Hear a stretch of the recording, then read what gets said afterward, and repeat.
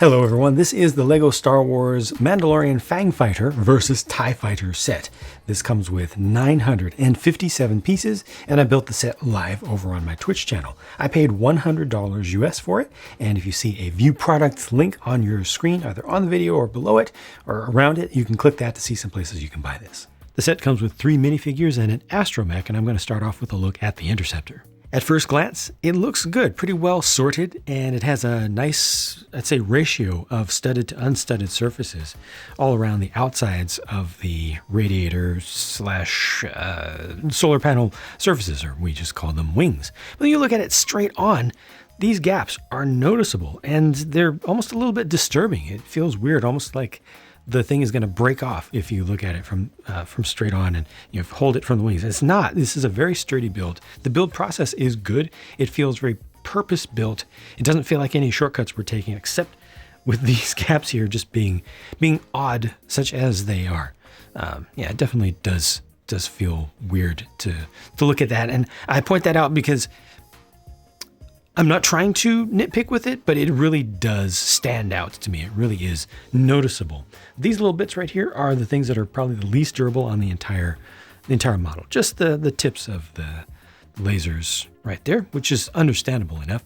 And around the back, you can see a little bit of blue just for these Technic pins. Otherwise, the colors or lack thereof are fine, I'd say. You do see the tails of the spring-loaded shooter bolts there, which, you need to have them accessible for the sake of play. If you don't like to see those, just leave the bolts out entirely. And green is the correct color for those, although coming around to the front, the barrels should be glowing in red. That's just the typical, but LEGO does not have dual molded bolts for that. Of course, the canopy piece is printed, as is the top hatch, familiar design for that. I really like how the fender pieces are used to create a nice lip and transition right around here. Overall, this feels a little bit squarish, a little bit boxy, and it felt that way as I was building it too before the wing struts started to get added on.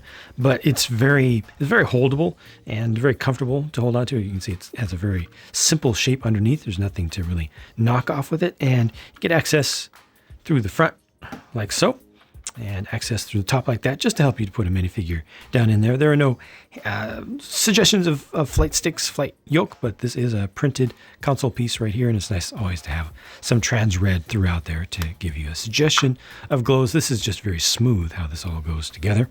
And just a closer look at it from around the back. Again, those gaps, I point that out because they're very noticeable. In person, maybe even more noticeable in person, where again just feels a little bit disturbing. Like, did I do something wrong? Wait, is this about to fall off? No. The only thing that will fall off with these, the way that they attached the wings, actually they don't fall off, but you can pull them off. You can pull the individual wing segments off like so. The struts that are made of Technic are really embedded in there. It's nice. They're embedded fairly deep in there, so it doesn't add too much to the thickness. It feels like it's trying to be realistic with everything except for the blue right here. Here's a quick comparison to other recent ties to show you the scale. This one is significantly larger in scale. It's more like the scale of the Solo movie TIE Fighter, which I no longer still have, but this is the most recent TIE Fighter that was itself scaled down a little bit and designed to look a little bit more like the slightly deformed versions that they showed in the Rebels TV show. And then, of course, this is the bomber, the only second bomber that they've ever done at minifig scale, and this is definitely to a smaller scale. Note about scale with the bomber in particular, Battlefront, the game Battlefront 2, has bombers scaled up significantly compared to the way that they always used to be depicted, including in the movie and in most of the games where we've been able to get up close to them in the past. So the bomber should actually look a little bit smaller from most angles than the Interceptor. It should be shorter. Actually, I've got this on a stand right now, but if I put it down on the ground, I can cheat by going upside down. This is still too small, but it should be just somewhere in this kind of range. Of course, it has that extra width, but the canopy section is supposed to have similar diameter to what's over here. The Fang Fighter does feel bigger in person than it looked in pictures, because most of the pictures are showing it like this, and it's such a flat thing, right? It kind of feels like a bunch of plates stacked on top of each other, because in fact that is what most of it is. That is how much of it is actually built. It's not as boring to build, I think, as it sounds, but the real magic with this in terms I just shot one of the spring-loaded shooters. It's like the third time in preparing for this review that I did that. The magic of this is when you turn it like this. See, look, there's actually a lot to it. It has quite a significant plan to it. Look at that. And it looks very much like something from Galaga. I see a little bit of Vic Viper in it, but it doesn't have the dihedral to it. It doesn't have the angle. But I like that shaping. I rather like it. Actually, it almost feels like it could have been from OG Battlestar Galactica a little bit. But obviously, for folks who know, this has a major problem design-wise. The Fang fighter is supposed to have those fancy swinging, forward-back swinging wings like the transporter does, and that's completely missing here. There's not even a suggestion of that major feature of these. That is a miss. I have a feeling that comes down to the information that was passed to Lego from from Disney. And I think it's another one of those Kylo Ren shuttle sort of situations where they thought it was going to be gray. They thought it was going to have fixed vertical wings. They just didn't get the right information. But in order for that to hold up, for that assumption to hold up, Lego must also not have known the name of this thing. They must have only found out the name later, because if they knew the name, they could have Googled it and seen immediately that a key feature of this was to have the wings move. Now, this is much more playable for its number of pieces and its complexity for having the wings be solid. I mean, this is super swishable. You would think that these things here would fall off easily, but they're actually fairly durable. You can definitely knock them off, but durability is about as good as you could ask for with those. And the canopy print is still nice. The interior is very nice. You got flight yoke there, and you got the printed canopy here like that. That all works out well and dandy. The engines maybe look a little bit boring, but it's okay. Underside is fine. It's mostly just lacking in color, right? Again, I'm going to give the Lego designer benefit of the doubt here and assume that they just didn't have the information on what color would be good for this. I'm certain that the Lego design team would have liked to include more color here instead, instead of just monochrome just about. But this thing is good, and again, it's bigger than it's supposed to be, or bigger than I thought it was going to be, but it's just not a good Fang fighter. It's a fine toy. It's just not a good Fang fighter.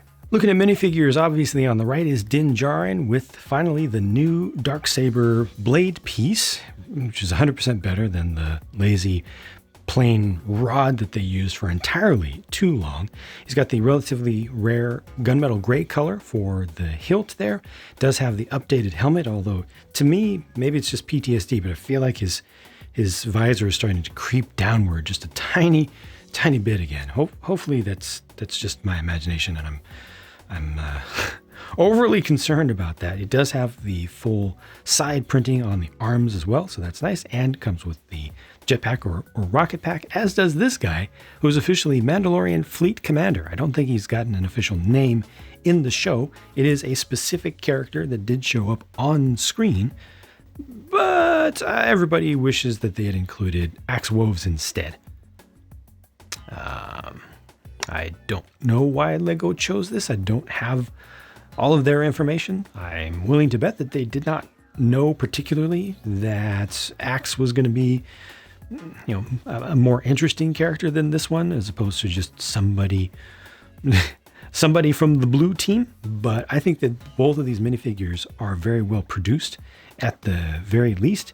And, helmet on, you can easily pretend that this is Axe if you want.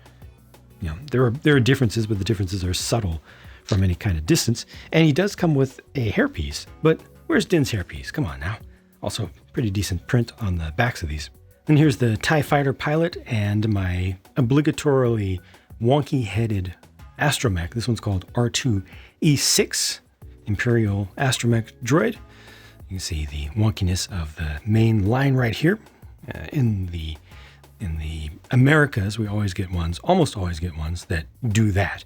In Europe, most folks don't complain of that because the printing is actually good over there. It's a difference, evidently, in the factory and the quality control at those factories between them, which is unfortunate because we do pay premium prices for these pieces of plastic, and it's nice to get something that looks the way it's supposed to, and these almost never do.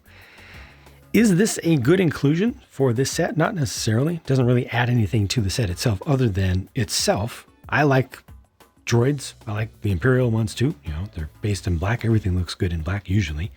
But another figure would have been better for this. I'm assuming these cost less to produce than a minifigure, but just to, come on, take a little bit out of the budget. They could have included axe wolves also instead of this. And this doesn't even go with the Interceptor, right? So it just kind of sits around. So yeah, minifig choice, not the best here, but at least other than that wonky line, the rest of the design work and the production work is pretty good. Mercifully, amongst the spares is another Darksaber blade, which is very, very good to see. They might as well just include one of those in every Mandalorian, at least one extra in every Mandalorian set, even sets that do not include Din Djarin or Bo-Katan or Gideon or anybody who's supposed to have one of those, because a lot of folks out there have Darksabers that don't have that blade, and they need something to replace that dumb bar. So Lego, if you're listening, make up for your mistakes of the past couple of years or so. Just throw some more of those on the market. No sticker sheet to show for this set because it's all prints. All right, price and value. Again, I paid $100 US for this. It is 100 euros, 90 pounds UK, $130 Canadian. For the amount of stuff that you get here, I feel like those prices are too high. I say that entirely too often, but I only say it when I mean it based on my personal experience. Now let's break this down a little bit. Let's look into that a little bit more. Because some folks say that relative to other things on the market right now, the amount of stuff that you get here is fine. Well, in 2023, adjusting for the fact that everything is way more expensive now than it was a few years ago, I would like to see this at, let's say, 60, maybe 70 at the most. If it was 70, I'd like it to have a better second figure, and maybe a small side build or something. But that's about where I'm at with it. So they would probably ask for more than that, right? This I would like to see at 25, but I think that for this amount of stuff, with the two figures, but I think for this amount of stuff, that's probably today being unreasonable of me. So let's call this 30.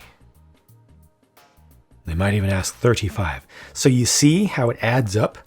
Yes, indeed. Relative to other things on the market right now, this is not overpriced.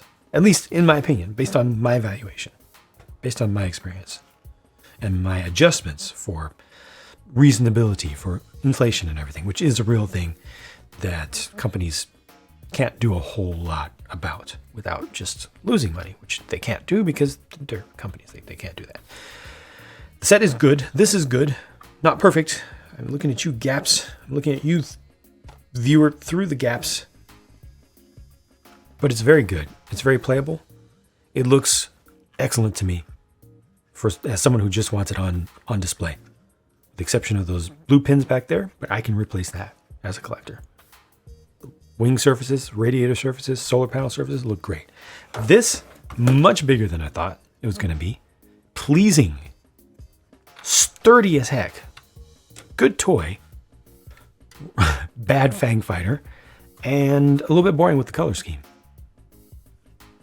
Figures generally good. Anything else I would say about this would be repeats of things that I've already said. So all in all, not bad. It's unfortunate that they didn't know.